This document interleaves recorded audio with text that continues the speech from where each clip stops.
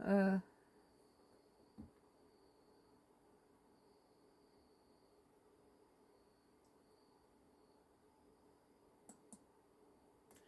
파이낸셜 뉴스예요. 2025년도 10월 10일자 기사입니다. 히토루 전운에도 트럼프 시진핑 회담 극적 성사 가능성. 뭐 이 트럼프가 어, 계속 중국에 대해서 여러 가지 압박을 해오니까 다시 뭐 트럼프가 변덕스럽잖아요. 손바닥 뒤집었다 엎었다. 돈키호테처럼 불완전해. 심리적으로 문제가 있는 성격 같아요. 내 보기에는 정상은 아니죠. 그러니까 이제 시진핑도 여기에 대해서 다시 중국이 가지고 있는 건 전국이 70% 내지 80%의 전 세계 히토를 가지고 있는데, 기술도 인도에도 히토류가 나오지만 중국처럼 이렇게 히토류를 이렇게 모든 그 기술이 A급으로 낼 수 있는 기술이 없어요. 히토류가 자기 땅에서 나온다 그래서 그 히토류가 다 그 이용될 수 있는 게 아니고, 매장돼 있어도 그것을 중국처럼 완전히 최첨단으로 잘 해서 우리나라 반도체라든지 뭐 인공위성이라든지 핵이라든지 전기 자동차라든지 중요한 부품에는 전부 히토류가 들어가는데, 어, 지금 중국에서 7, 80%를 히토류를 다 장악하고 있는데, 이걸 이제 트럼프가 중국 관세 주기를 하니까 중국에서는 히토류를 가지고 이제 무기화하는 거죠. 트럼프는 어쨌든 경주 간다. 뭐 우리로서는 뭐 트럼프가 안 와도 괜찮아요. 왜냐하면은 트럼프가 없는 에이펙은 지금 트럼프에 대해서 관세라든지 모든 나라에서 전부 다 불만투성이고 트럼프에 대해서 갖다 비난을 하고 있는데, 이런 에이펙에서 트럼프가 안 온다면은 중국이라든지 일본이라든지 우리 한국이나 에이펙 모든 국가들이 트럼프 규탄 대회를 할 거 아니에요. 같이 힘을 모아서. 근데 여기에 이제 트럼프가 얼굴 내밀면 못하죠. 트럼프는 어쨌든 경주 간다 재확인. 시진핑 만나면 어떻게 될지 여운. 시진핑이 만날 일 없겠다. 에이펙 가서도 만날 일 없겠다라고 뭐 저기 중국이 히토류를 갖다 운운하자. 이제는 저 시진핑하고 경주 가도 만날 이유가 없겠다 그렇게 말했지만, 그래도 마지막까지 트럼프하고 시진핑이 회담이 극적 성사 가능성이 있다 이렇게 보도가 나왔네요. 경제 넘어 외교 안보까지 갈등 확산. 적극적 대중 강경 노선 재가동 비판. 좀 좋아진 듯 하다가 또 다시 이렇게. 왜냐하면 트럼프가 뒤집었다 놨다 하도 뒤집어 푸니까 정신병자 같아요. 하는 짓거리 보면.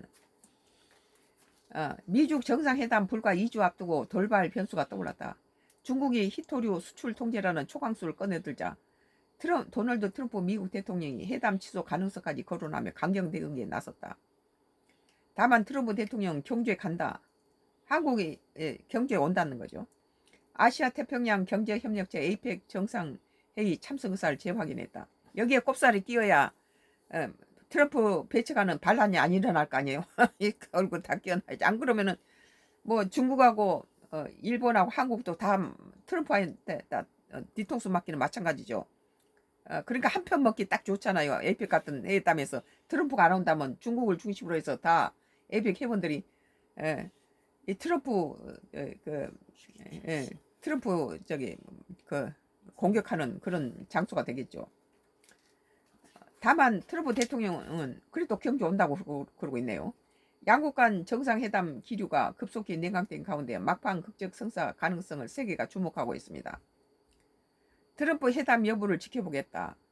트럼프 대통령이 10일 현지 시간 11월 1일 중국산 제품에 100% 넘는 관세를 부과하겠다고 밝히며 압박 수위를 높였다. 그는 어쨌든 나는 그 자리 경주에 있을 예정이므로 회담이 열릴 수 있다면 어떻게 될지 지켜보겠다.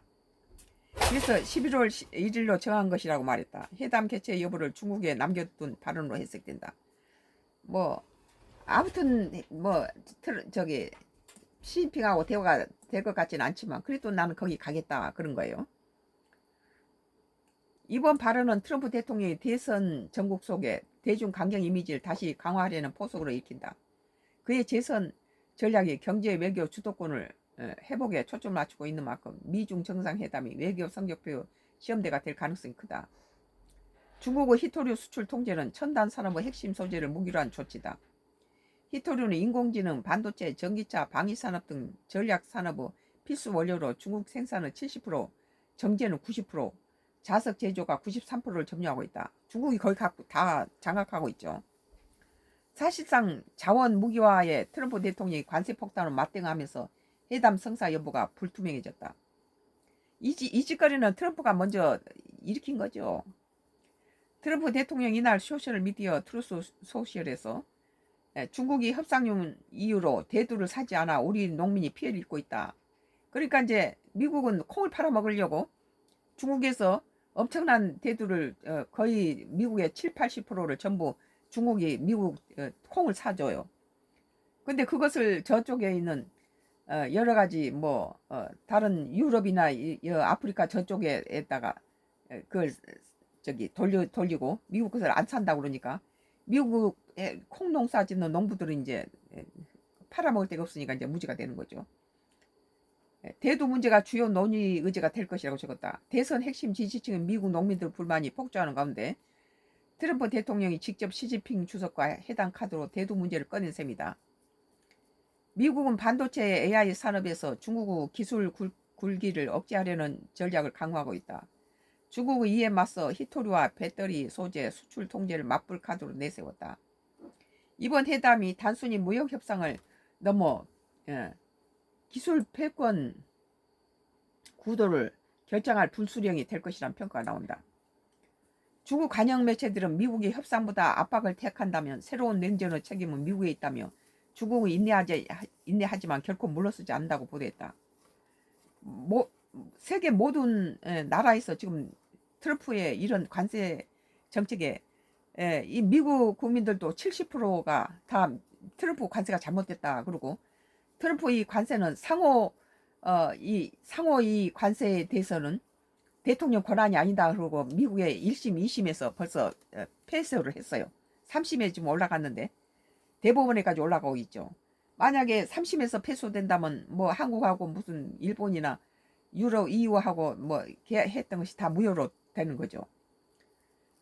미국이 자기 국내에 들어오는 뭐 수출품에 대해서 규제를 할 수 있지만 상호 관세는 아니다는 거예요. 미국 대통령한테 권한이 아니다 그렇게 돼 있는 거죠. 중국 관영 매체들이 미국이 협상보다는 압박을 택한다면 새로운 냉전의 책임은 미국에 있다며 중국은 인내하지만 결코 물러서지 않는다고 보도했다. 대만까지 튄 헤게모니 싸움. 워싱턴 외교가에서는 이미 미중 회담이 경제 딜보다 전략 헤게모니, 주도권 전초전 성격이 짙다는 분석이 지배적이다. 주도권 싸움이라는 거예요. 미국과 소련이 주도권 싸움한데 우리 한반도가 대리전을 치rum으로써 우리 한반도가 오늘날까지 분단국으로 남는 것이 다 주도권 싸움이죠. 전략 헤게모니죠. 소련하고 미국이 우리 한반도를 놓고 자기 나라에다가 총질 하나도 안 당하고 우리 한국에서 남북으로 나눠서 이데올로기 싸움에 희생양이 됐잖아요. 그런데 무슨 주한미군이 때문에 무슨 한국이 뭐 어쩌니 하는데 그거 웃기는 소리예요. 그게. 해리어 네빈 미 전략국제문제연구소 선임연구원은 중국은 히토류와 대두를 협상카드로 삼아 미국 대만 안보 정책에 양보를 얻으려 한 것이라며 결국 빚들은 중국에만 유리할 수 있다고 진단했다. 그러니까 대만은 중국은 대만이 자기 한 나라다. 그러니까는 그런데 미국은 대만은 한 나라로 국가로서 대만은 독립된 나라다. 그리고 중국은 대만은 자기 나라에 속해야 된다. 통일이 돼야 된다. 이런 대만은 기겁을 하죠. 그런 상태에서 미국이 대만을 양보해주면은 미국한테 여러 가지 딜을 하는데 미국에 유익이 되게 해주겠다는 거죠. 지금 중국이 대만을 잡아먹지 못하는 것은 미국이 있기 때문에 못 잡아먹는 거죠. 근데 이 트럼프라는 인간이 우리가 우크라이나하고 러시아 전쟁에서 봤듯이 미국에 유익하면은 그 침략국가 편이 들 수도 있어요. 초기에 어떻게 했습니까? 우크라에게는 거기에 패싱 시켜버리고 푸틴하고 둘이 같이 뭐 이거 종전을 협상을 했는데 그것은 푸틴이 마지막에는 말을 안 들어서 이렇게 됐지만은 푸틴하고 저기 트럼프하고 둘이 러시아에 침략했던 러시아에 가해자인 러시아한테 유익하는 그런 딜을 했잖아요. 이런 것은 피해자인 우크라이나한테 엄청난 그건 맞지 않는 짓이죠. 그런 것을 세계에서 다 봤기 때문에 대만과 우리 한국은 미국이 북한하고 같이 딜을 할 때도 한국을 패싱시켜버리고 저들끼리 무기에 유익한 짓을 할 수 있고 지금 중국과 미국의 이런 콩이라든지 히토루를 위해서 대만을 포기할 수도 있다. 미국이 대만에 대해서 뒷짐져 버리고 뒤로 물러서면은 중국이 바로 대만을 잡아먹죠. 참 트럼프는 지금까지 우리가 믿었던 미국의 대통령들하고 전혀 달라요. 중국은 미국의 대만 독립을 지지하지 않는다는 기존 입장을 넘어 대만 독립에 반대한다는 문구를 명시하라고 요구하고 있다. 브라이언 하트 CSIS 연구는 대만을 협상 카드로 삼다면 미국의 안보 신뢰가 흔들리고 동맹 결속이 약화될 위험이 있다고 경고했다. 만약에 미국이 대만을 갖다가 중국한테 넘겨주면 우리는 미국을 더 이상 동맹으로 봐서는 안 됩니다. 우리 대만이라든지 우리 한국이 미국이 우크라이나의 전쟁에 관해서 러시아하고 어떻게 딜을 하는가 우리는 눈여겨봤을 때 우크라이나에게 당하고 있는 그런 모습을 볼 때 대만이라든지 우리 한국은 굉장히 걱정을 했어요. 이것은 지금 하고 있는 것은 우리나라라든지 한국이라든지 대만에 하고 똑같은 적용될 수 있는 것이다. 우리 정신 차려야 된다는 거죠. 그렇게 된다면 미국 안보 신뢰가 흔들리고 동맹 결속이 약화될 위험이 있다고 경고했다.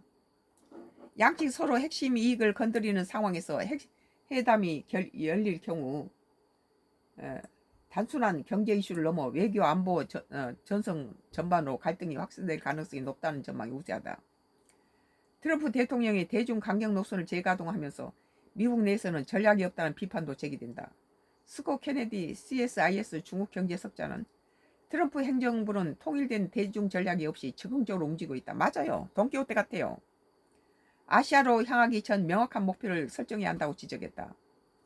아시아는 이제 더 이상 트럼프를 믿지 않아요. 거짓말쟁이니까 의리도 없고 그 미국을 위해서 혈맹으로서 도와주려고 했던 한국 미국을 마스카라는 플랜을 가지고 도와주려고 했던 한국 기술자들을 미국에 한국 돈으로 투자해서 조지아나주에다가 그 배터리 공장을 짓는 그 숙련된 기술자들 공기 안에 그 공장을 완성시키기 위해서 간 사람을 그렇게 미국을 위해서 간 사람들한테 그 따위로 손목에다 수갑을 치고 포승줄로 묶어서 우리 온 국민이 그걸 뉴스를 보면서 기가 막혔어요. 저게 동맹이냐? 저게 미국이 일하는 동맹이냐?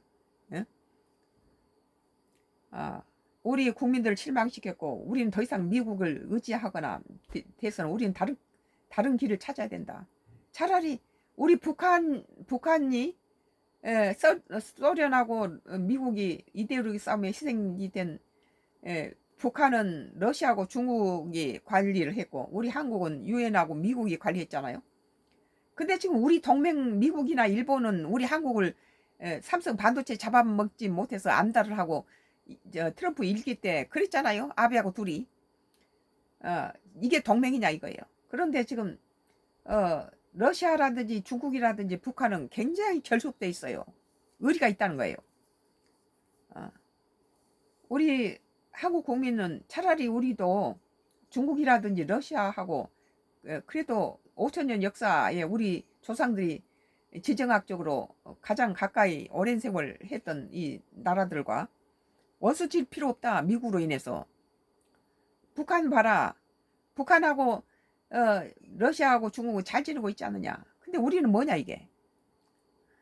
트럼프 대통령이 대중 강경 노선을 재거동하면서 미국 내에서도 전략이 없다. 비판도 제기되고 스코 케네디 CSIS 중국 경제학자는 트럼프 행정부는 통일된 대중 전략이 없이 적극적으로 움직이고 있다며 아시아로 향하기 전에 명확한 목표를 설정해야 한다고 지적했습니다. 동감이에요. 미국민의 60% 이상이 70%가 트럼프 관세가 잘못됐다 그렇게 지금 얘기하고 있다고 그래요. 파이낸셜 뉴스 2025년도 10월 12일자 히토류 전운에도 트럼프 시진핑 회담 극적 성사 가능성이라는 기사에 대해서 썬가크로스 나의 정치 코멘트가 계속되겠습니다.